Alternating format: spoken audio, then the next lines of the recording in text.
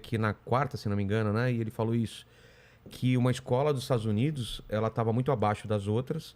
E aí resolveram colocar para os alunos todos fazerem uma milha antes de começar a aula. Uma milha. Uma milha. Eles descobriram, de repente, aquelas notas baixas, elas não só foram mais altas do que as outras escolas dos Estados Unidos, como eles ultrapassaram muitos países, entendeu? Legal. Então, ele descobriu essa relação do exercício, da atividade física, né, de você se movimentar, não só como benefício de taxa de gordura e tal, mas pro cérebro, cara. É isso mesmo? Hoje a gente tem um consenso na comunidade vou falar de neurocientífica aqui. Bom, primeiro, a atividade física, o exercício físico, para questões cardiovasculares, metabólicas, respiratórias, é indiscutível que é super benéfico. Para questões de cérebro, hoje a gente tem um corpo de conhecimento que já é mais que suficiente para a gente concluir que também. Que você fazer atividade física, e não só atividade física, você conseguir manter uma atenção na alimentação, manter uma atenção na sua rotina de uma maneira geral, é igualmente benéfico para o cérebro. Tão benéfico quanto para a parte metabólica. Porque, no final das contas, os dois estão interagindo. Metabolismo, se você tem uma melhora metabólica, você tem uma melhora no cérebro. Vou te dar um exemplo. No meu doutorado agora, eu tenho estudado a relação entre dietas hipercalóricas, ricas em gordura e ricas em frutose.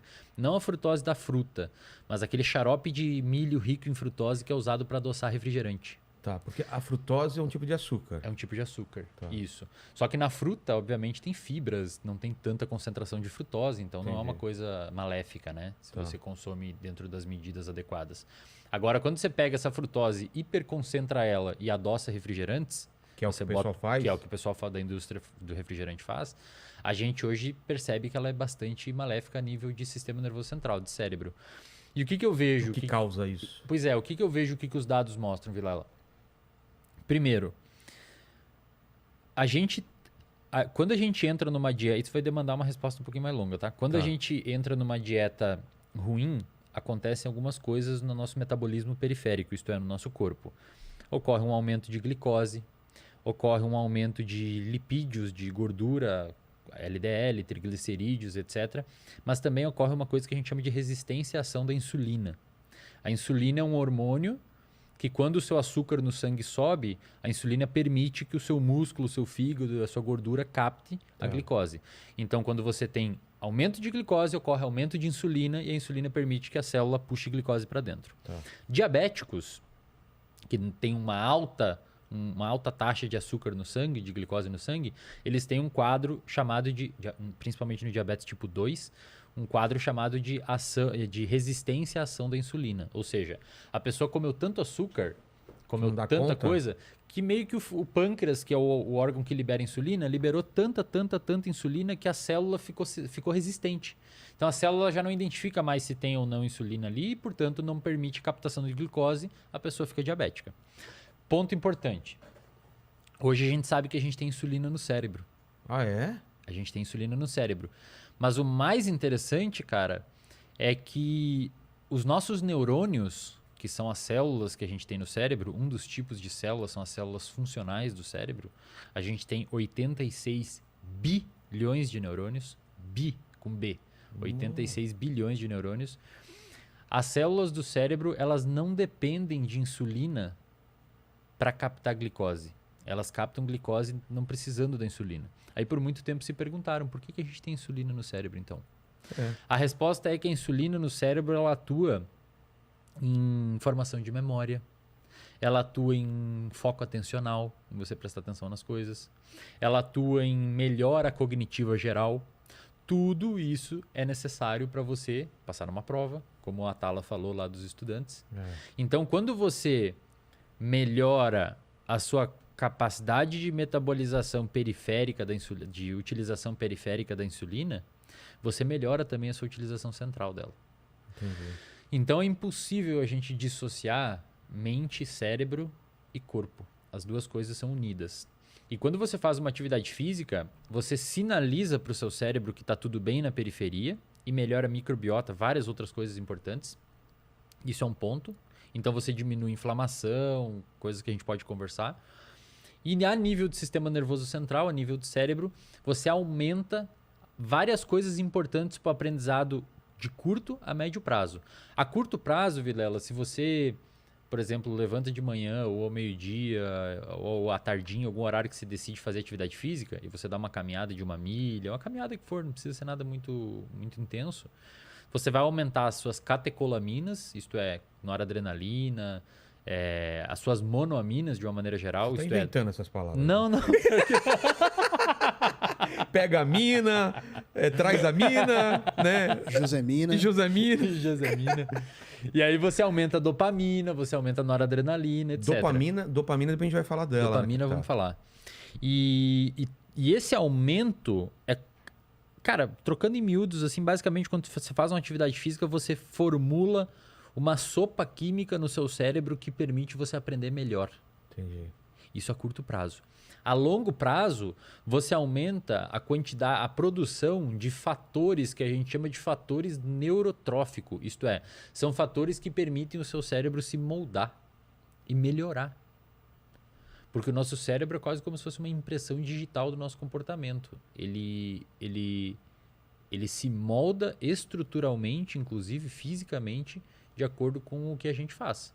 Tá. Por exemplo, pessoas muito boas de memória, elas vão ter um hipocampo, que é a região do cérebro que armazena a memória, maior fisicamente mesmo.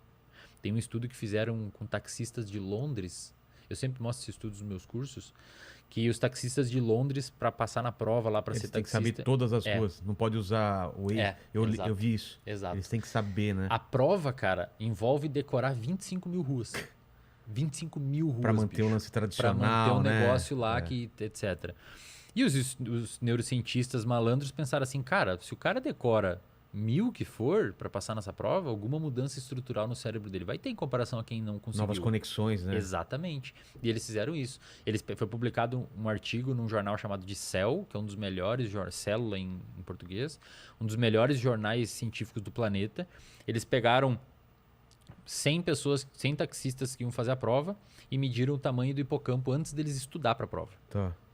E depois deles estudar e fazer a prova, eles pegaram essas 100 pessoas e de novo olharam o tamanho do hipocampo. Chuta, aqueles que passaram na prova, e só os que passaram na prova, tiveram um aumento do hipocampo. O hipocampo aumentou um pouquinho. Porque provavelmente é meio que hipertrofiou. É como se fosse o músculo quando você faz academia. O seu cérebro ele dá uma aumentadinha devido a um número maior de conexões. E o mais interessante desse estudo é que aqueles taxistas que reprovaram na prova, o hipocampo não aumentou. Ou seja, parece que você precisa de fato que o seu cérebro mude para você conseguir ter uma melhora funcional no que você quer que seja.